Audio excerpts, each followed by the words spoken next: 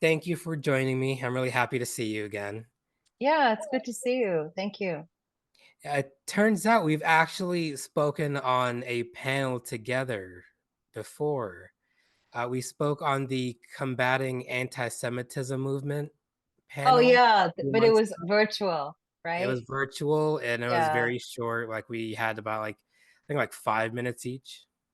yeah, yeah, yeah, Uh, yeah, yeah, yeah. I was watching that over again and I was like, oh, I know this person now and I know that person now. I was like, oh, That's cool. good. That's cool, right? You make these Yeah. connections through that. That's Yeah. And then you awesome. look back and you're like, wow, it's a small world. Yeah. Well, especially Muslims who are doing this, it's a very tiny world right now, you know? Yeah, I think the issue with a lot of Muslim organizations that I see is that they're very centered on themselves and they don't do a lot of outreach to partner with interfaith organizations.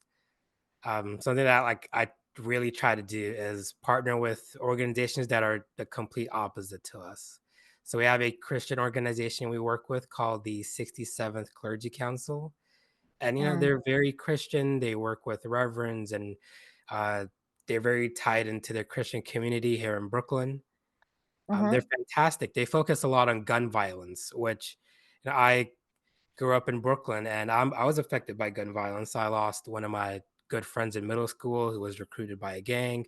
I lost him to gun violence, so I spoke to them about that, and it's a great connection. And they talk to me. They're like, we don't work with too many Muslim organizations, and we have a Chinese American one we work with as I well. met them. They Yeah. came to yeah, they were cool. Yeah, Yeah. they came to the NASDAQ bell ring. They're fantastic. They're so nice, and I'm sure you can speak to a lot of this, stuff like anti-Semitism, Islamophobia, Asian hate, hate for, like, Chinese immigrants. It Mhm. comes from a lot of the same people. When a person feels that way about one group, they usually feel that way about many groups at the same time. I think you're right. Yeah. That's what I say about anti-Semitism. It's like you just have to look around your shoulder and there's Islamophobia. There's anti-Black racism. It's like it's really sad, really sad. Tell me about what you do currently in Manhattan College for the Islamophobia, anti-Semitism, Holocaust, classes. Right. So I'm a professor, I'm a scholar. So primarily like my biggest responsibility is teaching, right? So I teach both, I've created the Islamic curriculum there, and I also have created the Holocaust genocide curriculum. So they didn't have anyone in Islam before me or in really like specifically in Holocaust. I mean, they have people who could teach it, but not someone who's doing it all the time. And then I direct a center, which is Holocaust Genocide Interfaith Education. So there are three, the mission is basically the focus is the lessons of the Holocaust, but we do like we just did something on the Rohingya genocide with Azim Ibrahim, who's amazing. And I'm involved with this Uyghur conference where I've invited you. And then we do interfaith events. Like last night, I partnered with the Riverdale Y. We did an interfaith iftar. Oh, So wow. my job is like very much like yes, I'm a scholar, I'm a teacher, I'm also director, administrative, but I also have a lot of outreach to do. Mhm. So anything like on campus, like with the Ukraine war, we did something. When the New Zealand attack happened, I did something, and then also in the Riverdale community, which is very Jewish, I've also stood up for against anti-Semitism when they were experiencing that.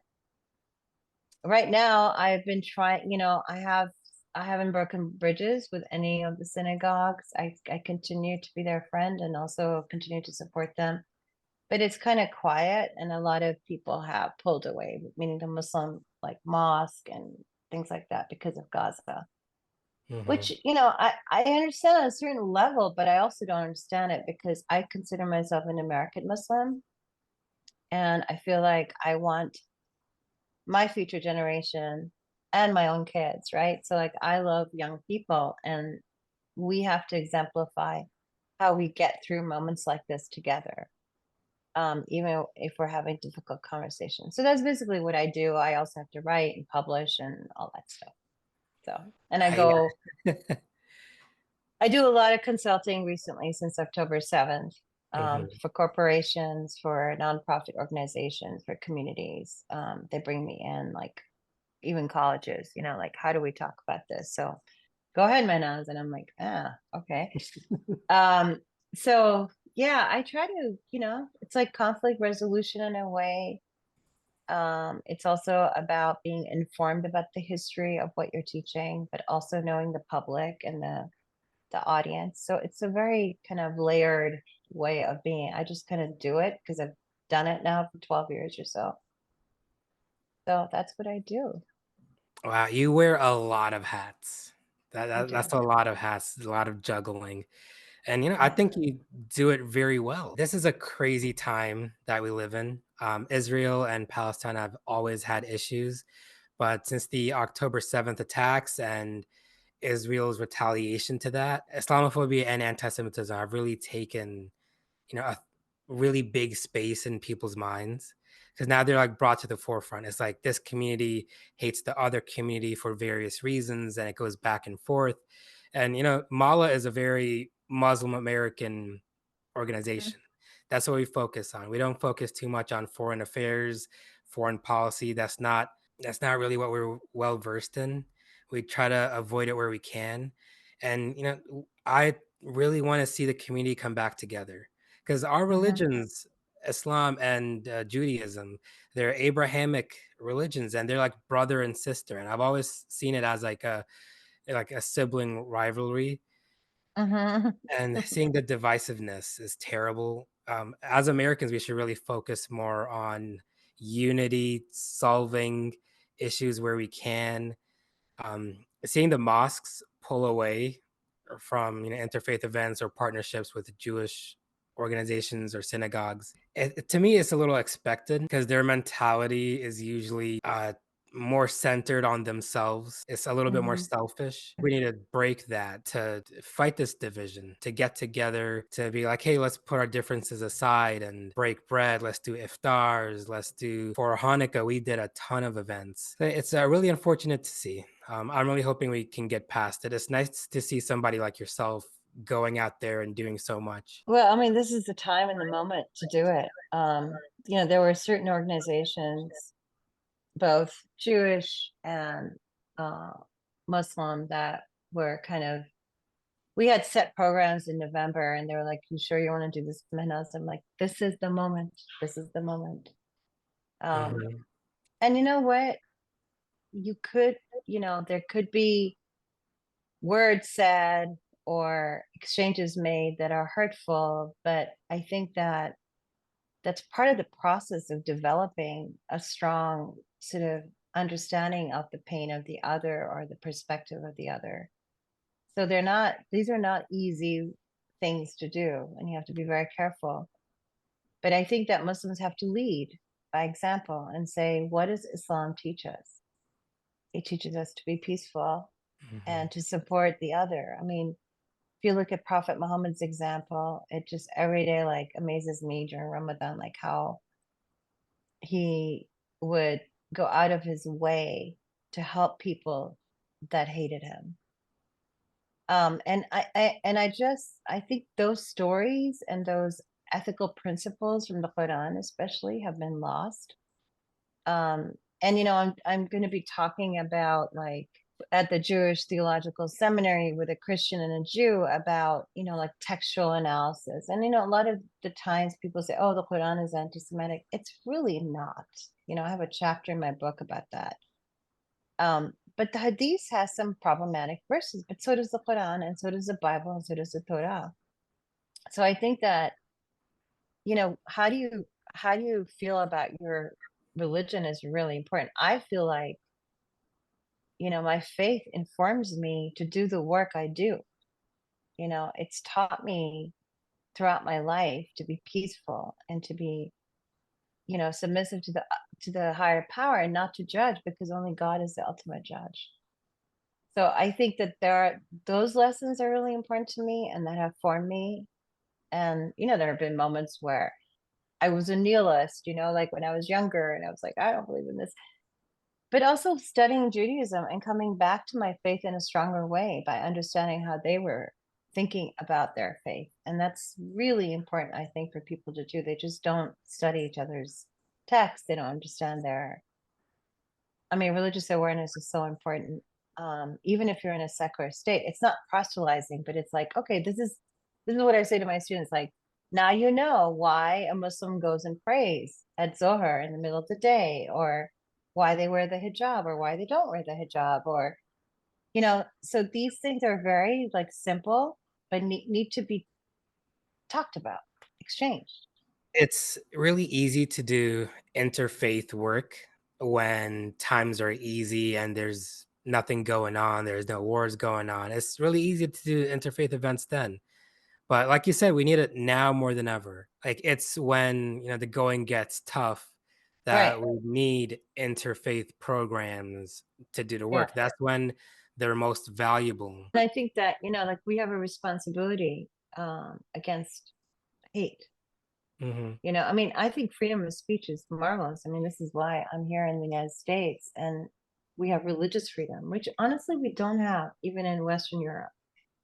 And I go there like twice a year for work, and I'm like, I don't understand. I don't think we value that enough in America. I mean, I know I value it because I can wear anything I want, and I have the freedom to practice and to worship in my worship homes.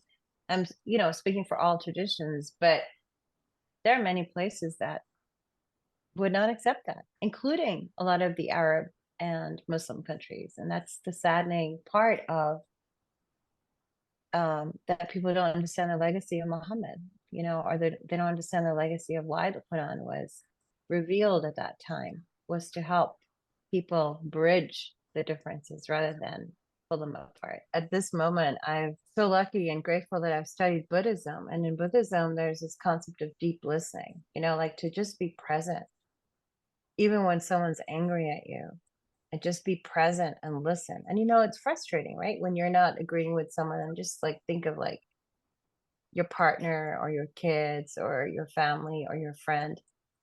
But, it takes a lot of strength to listen to the pain of the other and not to immediately say, but, right? That word, but to just deeply listen is what the Buddhists call it, and to be present. And I've really learned that from Buddhism.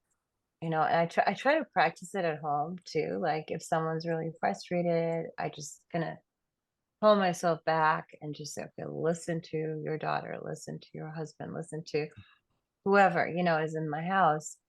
And I apply those lessons also in terms of my work because that's important. Um, and I also teach my students that, if you don't say how you feel, you're never going to develop and have that conversation with each other. It doesn't mean you have to say what you feel and say, I hate Muslims and I hate Jews and I hate Christians.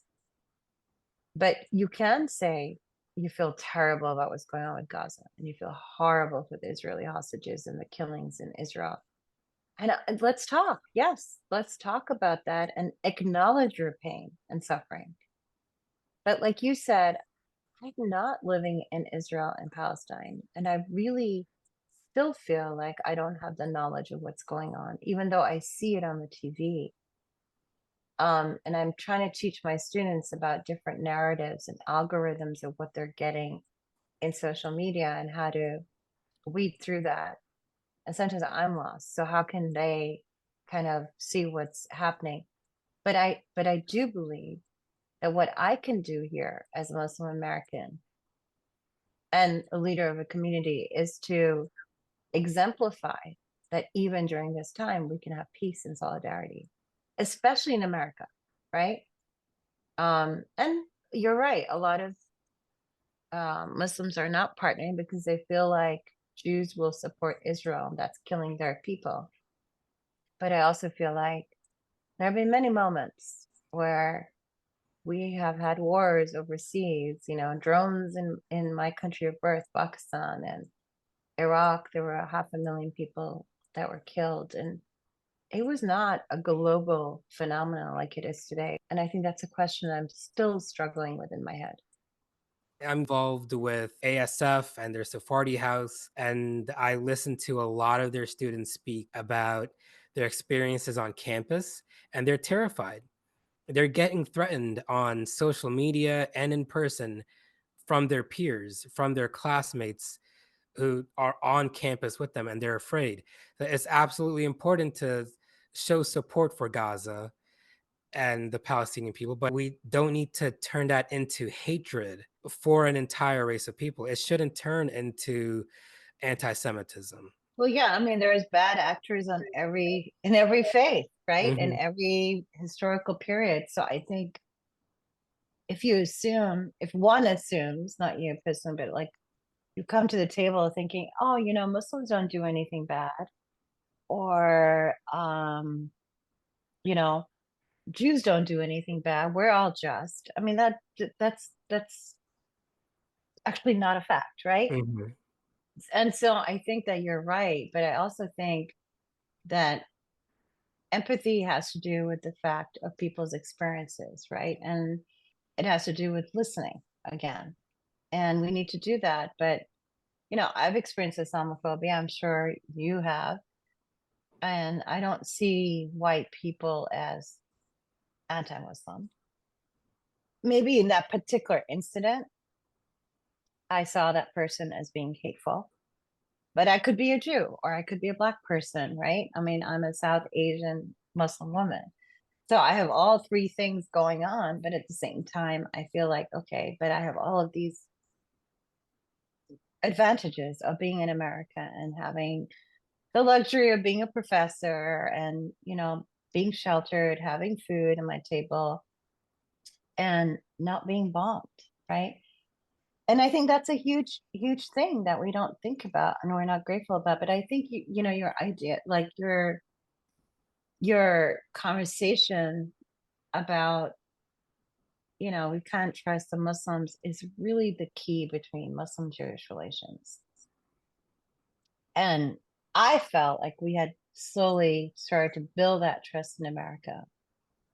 And that's why I think this is more the moment. We cannot lose the years that we have worked together, advocating together for mhm. minority rights, religious rights, um, all of the kind of coming together we've done. I don't think we can just throw it away. And that's why I keep doing the work I do. Yeah, absolutely. Now, like we said before, now's really the time to do it, to keep Yeah. investing in these interfaith projects, working with our Jewish and Christian organizations. But it might get tough, but it's going to be worth it. And if we could get through this and work through it, like our relationship with the Jewish community is going to be so much stronger. And it needs to be that, especially in the United States, because these are all our neighbors. I grew up in Brooklyn and I lived right next to a synagogue. I met Jewish people every single day. I had a lot of Jewish Hmm. people that lived in my apartment building and a lot of South Asian people like myself and yourself in that apartment building. We all lived together. It wasn't divided. There was no dividing line that separated. There was no borders. It was just here's your apartment, here's my apartment right next to each other. We really need to focus on peace and unity in times like this because we're going to keep living next to each other. Yeah, I And mean, look, at the end of the day, I ask myself, like, how do I want to wake up in the morning? What do I want to see in my community? How do I want to, run a classroom or a program or any of that? And it's like, mhm, I want to do it with peace and integrity. And, everything I teach is challenging. I teach Islam, which is challenging, right? I teach the Holocaust. That's challenging. Talking about, and I mean, I've been doing this for some years. So, yeah, it's a difficult moment, but it's not a shocking moment for me because building those bridges has been a lot of work up until now. mhm.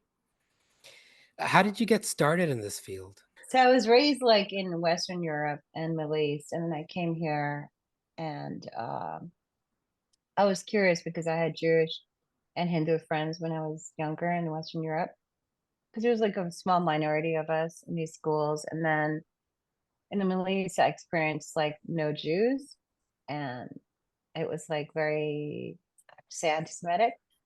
And then when I came here, I came to Scarsdale, New York, which is predominantly Jewish, and I tried to join the soccer team, and they were very like anti-Arab, anti-Muslim. So I was like confused, what's going on?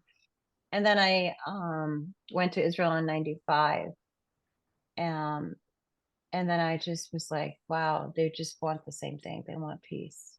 They want to have their home. They both want a homeland. And then I did my master's in like 19th, 20th century Germany. And then I did my PhD in Islamic studies. So I was like, okay, I have the hats. And then I started to interview survivors in LA and wrote a book on Shoah through Muslim eyes, which done actually quite well. It's the first, I wanted to write that book because I wanted to be the first Muslim to say, okay, look, 6 million people died, Jews died.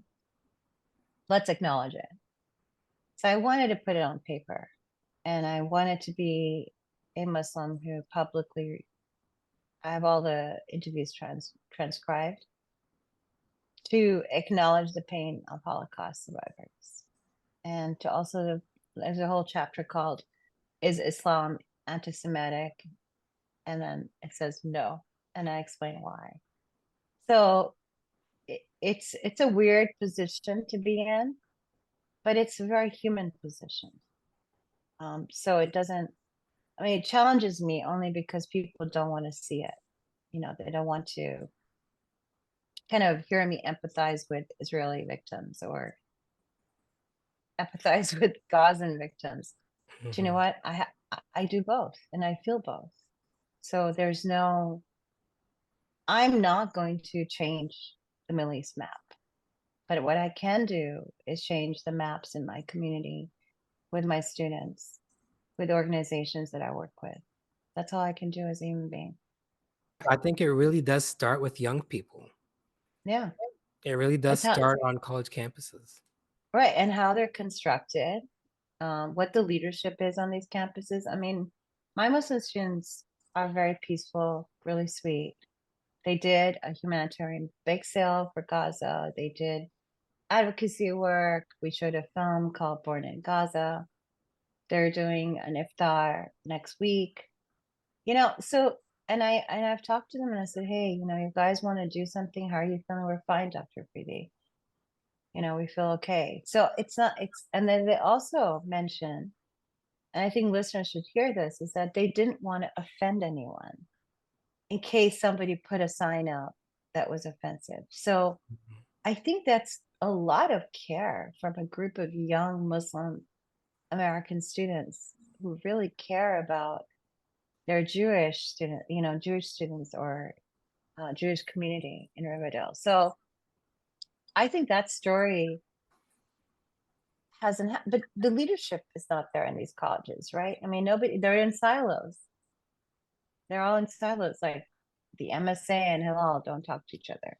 Mhm. The advisors, the faculty should be building long-term relationships. And I don't know if you know, but on a campus, before you bring like a big speaker, they usually talk to you and say, hey, Dr. Frida, what do you think of this? My question to them always has been, if this is educational about Islam because you're the Muslim Student Association, go for it. But if it's political, don't do it. Mhm. Because what is your ultimate goal in Right. doing this event? I mean, if it's yeah, to of course invite a political scientist, I don't have a problem. But if it's just a political rampage against a group, and it's not just Muslims and Jews, it could be anybody, right? Then it's problematic because it's not an educational mission. And that's the way you lead, Yeah, you we know? need more outspoken leadership on campuses. That is really what we've seen. That's what we've seen with Harvard and Yale and the backlash some of the professors are getting for not speaking out against anti-Semitism. These campuses and their leadership are very quiet about one side or another, and it's very problematic. Well, I mean, yeah, that's why I don't understand why presidents just can't say, look, no anti-Semitism or Islamophobia tolerated. Mhm. Have your protest, but don't put up a poster that equates a swastika with a Jewish star. Go have your protest, but don't equate Hamas with all Muslims. You Mhm. know, like that can be said, that you have the freedom to do what you want, but don't intimidate the Jewish students or the Arab students. You have that's freedom.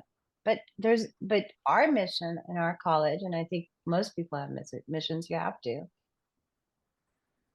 We don't tolerate hate on our campus, and most people don't on campuses. So I've been quoted by saying, yes, I believe in freedom of speech, but I don't believe in freedom of hate.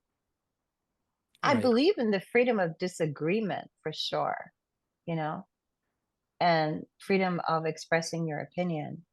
But if you're just going to say, okay, I want to kill dot, dot, dot, there's no conversation to be had. Or, you know, Muslims are this, or Jews are this, or no, that's not a conversation. That's a stopper, right? Mm. And it's not a sum zero game. It's really not.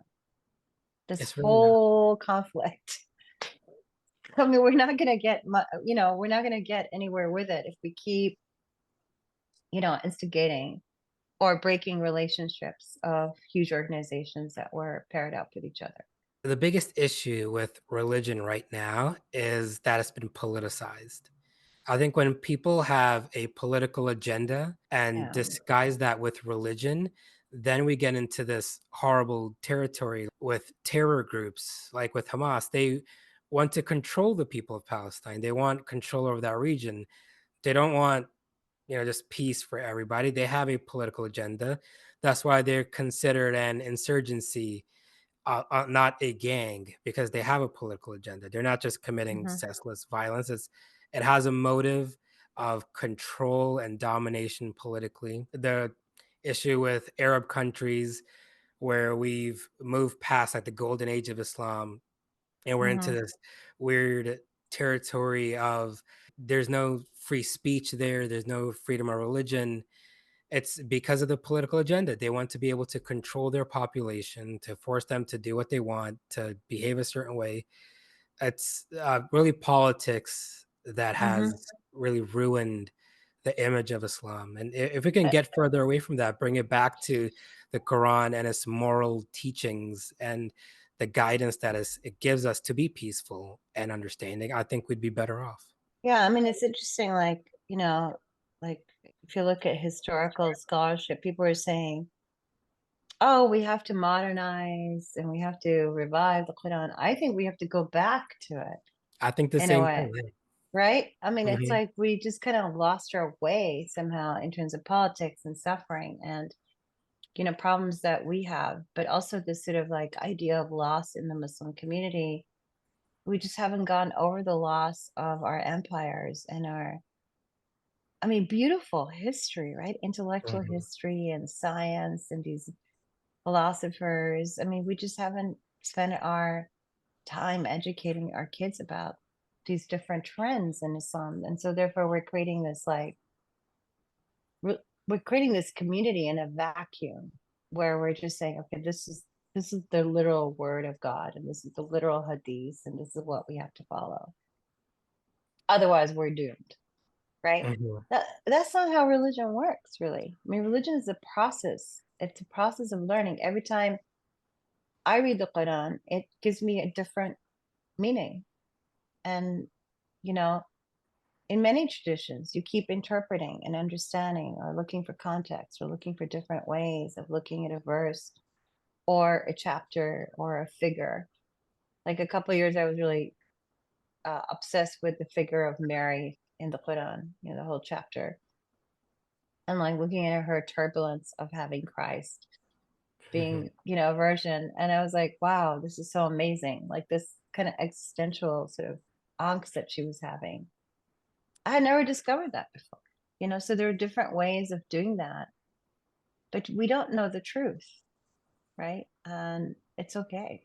What do you think the path forward looks like for inclusivity and bridging this ever increasing divide we have between Jewish and Muslim communities? I don't know, but I think and I'm hopeful that there are enough of us, both Muslim and Jewish, that will come back to the table. I think that even the sort of like moving away from each other as Muslims and Jews Mhm. is it's because of pain. It's too hurtful, and there's anger, and sometimes we just have to give each other the space to grieve and to understand how we're feeling. And maybe that's a good thing that we're not shouting and screaming at each other right now. I mean, I think I don't know. I mean, I'm hopeful. I'm always optimistic. I continue my work till the day I die. So we shall see. In the meantime, I just have a lot more work because of this. So it's really occupied my mind, and it's almost like I want to run away from it. But how can you run away from that? You can't. It really makes me want to run away and hide too, because it's so much work. It's where, you keep getting more and more work to do, and then you're like, "Where do I start? Where do I pick up?" It's really hard right now, but, people like us, we're gonna keep going. It's important for you to keep Yeah, doing your work. You're doing fantastic stuff. you are Thank too, you Danielle. for So for proud the of you. thank you. I'm And your trying. organization's doing great. Yeah, Malawi's we're doing wonderful. big things, like the NASDAQ thing was huge for us. That's Uh, huge. Yeah. yeah, thank you so much for Thank talking you, to me Danielle. today. It was Yeah, I fantastic. I think I appreciate it. learned a lot. I learned a lot from talking Yeah. to you. Okay. Take care, Danielle.